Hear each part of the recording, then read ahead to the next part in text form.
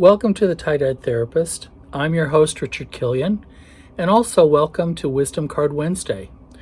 In today's episode, we're going to be looking at Spirit of Curiosity, so stay tuned.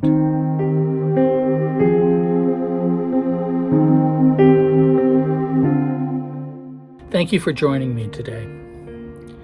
Many times I come across people in session who have already jumped to conclusions. They've already formulated a very negative response to a potential conflictual situation. They've come to conclusions on things that have never happened, for events that have never taken place yet. And this kind of thinking, where you sort of jump to conclusions so quickly, it can lead to a lot of trouble because there are times where you don't have to come to that conclusion. There are times that we just don't know how something is going to play. And so we have to literally sort of sit with whatever's going to happen at the time and let it unfold. And that's primarily why I came up with this card, Spirit of Curiosity. When I talk to people about having a spirit of curiosity, what I'm really asking them to do is to step back for a moment and listen to what somebody is trying to tell them. I'm really asking them to step back and take a moment and watch how things unfold. As therapists, we often watch a dynamic forming.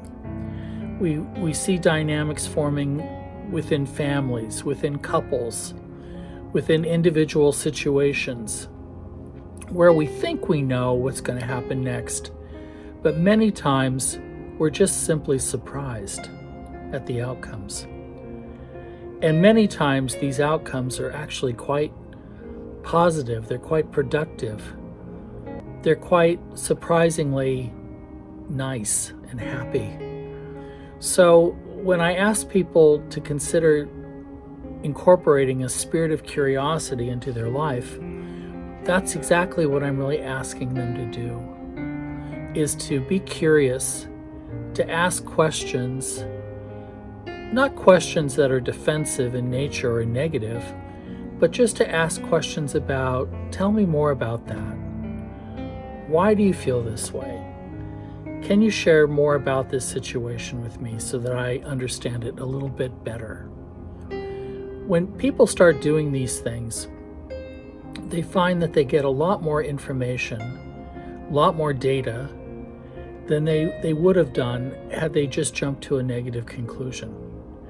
And because they do that, oftentimes they're able to make much better informed decisions than they would have had they just done their default jump to conclusion business.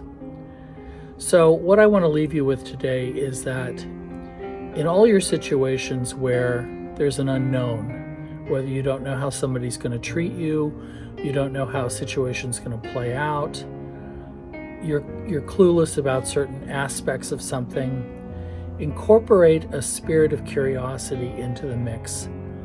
And I think you'll be very pleased that you did. Have a great day. Thanks for joining me. Bye-bye.